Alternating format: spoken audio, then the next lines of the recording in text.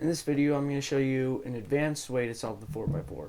If you don't know the beginner's method, then I definitely recommend learning that first because that'll make everything a lot easier. So using this method, you're going to have to learn the color scheme and you're going to have to memorize it, at least from a point of view. So for example, if I solve two centers like the white and yellow ones, now I need to know how to make the rest from the color scheme. So let's just say I make blue, the blue center. So I'll connect that. So here's a blue center. After that, I know it's going to be orange. So then I'll make the orange center. So you have to learn how to just be able to do that.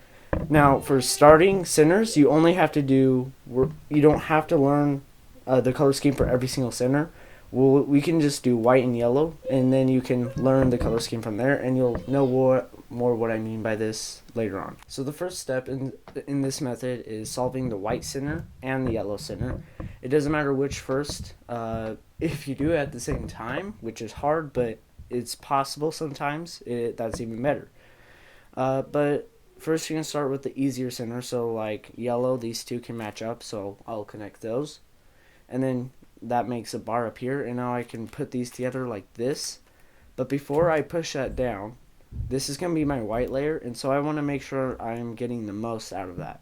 For example, if I push this yellow layer down, nothing happens. There's no white up here, but there's a white piece back here and here, but this one was there before.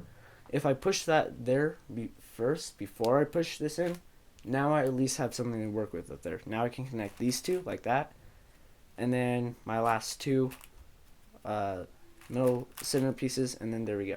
Then I'm going to put white on the left and yellow on the right. And then from here, instead of making centers, now what I'm actually going to do is make edges. First, I'm going to only do white edges. So here, there's white blue, white green, white red, white orange. And while you're doing this, you're going to be looking really fast, and you're going to be doing a look ahead. So you shouldn't be stopping during your solve, but just when you start, you'll want to have to stop because it's harder to just jump into it. So here is white red and white red, and I can connect these like this without ruining my centers I've made, and then I'll put it in here like this and connect it with the white. Next, white green and white green. I'm gonna preserve this by keeping it here.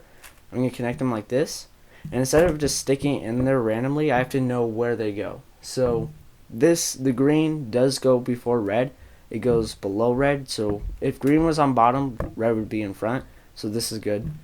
Now I see a white orange, and then the last white orange is way down here, so it'll go like this, and then orange goes across from red, so I'll connect it like this. So those three we're gonna keep, and you can make more if you want. Some people do the last white edge and then put it on the yellow side like this, but and if you don't want to, you don't have to do that. That's not how I do it. So on the white side, you're going to keep those three on like this. So you're going to have the edge that isn't white right here. You're going to have it on the top. And if you do have that solved edge on the right side, you're going to put it on the bottom. So the first center I want to make is the bottom one. That would be green. And how I could start this off here is going like this and pushing this here because the center is right here. So I'm going to put it right here. And to make things easier, I'm going to put these up here, push them that way, and put them back. That way they're connected with the bar, so I can help preserve these edges. So now I have this one here and this one here, and I want to go like this, but that ruins my white edge, so I'm going to move this up so I can now move it however I want. And then I'm going to, so I'm lining it up with this one. So now I'm going to push it down with it like this. And then put it in here like this. Bring this down so I can move it, and then push it down. And I'm going to push that with all the green. So now the next center you want to do is either the back or the front.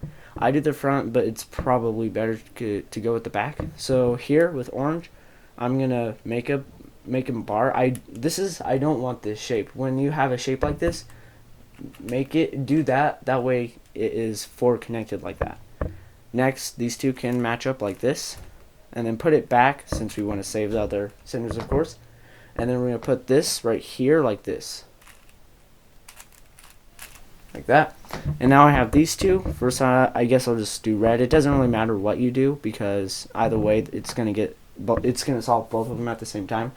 So again, this shape, I'm going to change it so it's like this, and then I connect these two reds and then put it in here like this. So now I have all the centers and plus 3 edges. What I'm going to do now is I'm going to put the white, all the white on the bottom, and then if you've preserved that last edge, just put it in now. But if you didn't, find the 2 last pieces, connect them, and then solve them. That way what you have now is solved centers and 4 white solved edges all in their spots. So now what we're going to do here is it's going to be a little bit different for edge pairing. First thing is we're going to just do that. And what this does is we're going to start lining them up for each other. So for example, when I put this back, this needs to be a yellow-green to match up with, but it's right here. So if this happens, you can just go like this because it's already solved.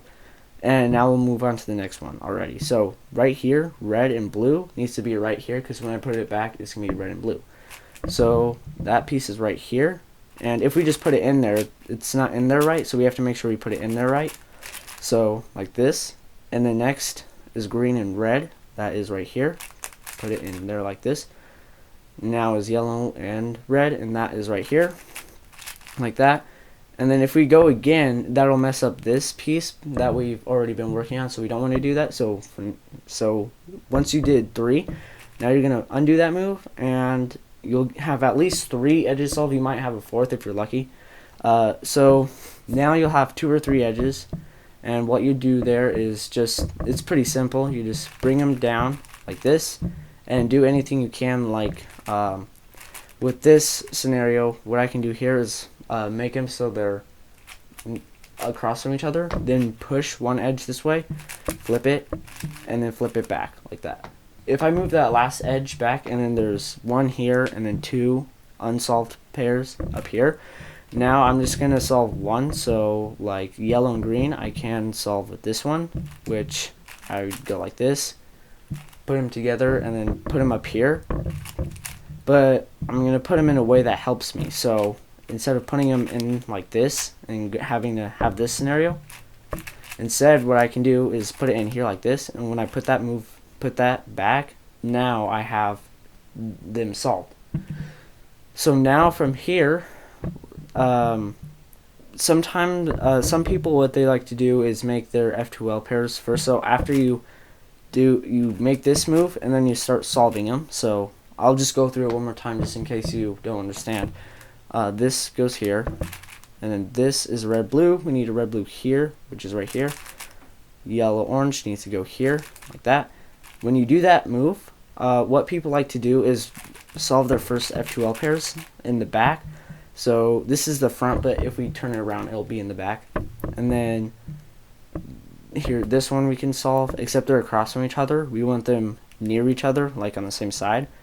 So and I can make a red and green pair like this, and then put that in there, and then I can keep on working. So from here, if you solve it like this, what you'll do is find a piece that mismatches or matches like this for right here. So blue and orange, that's right here. We're gonna put it right here, and we're gonna put it like how it's mismatching like this, and then solve it like this. And then next we're going to bring one down that will help us. So blue and yellow, we're going to put it right here so we can match it up. And then next, when we push this back, it'll be yellow and red, and that is right here, so we're going to put that there and go like that. And now we just have this scenario, so we can just solve it like this. And there we go. And then the rest is pretty simple, just normal 4x4 stuff.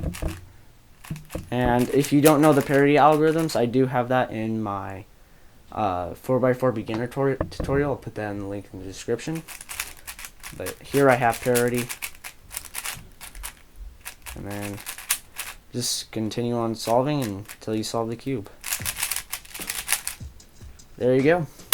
Well, I hope that helped you, and I hope you get really fast at the 4x4. It can be really fun if you put in the hard work. So thanks for watching, and see you next time.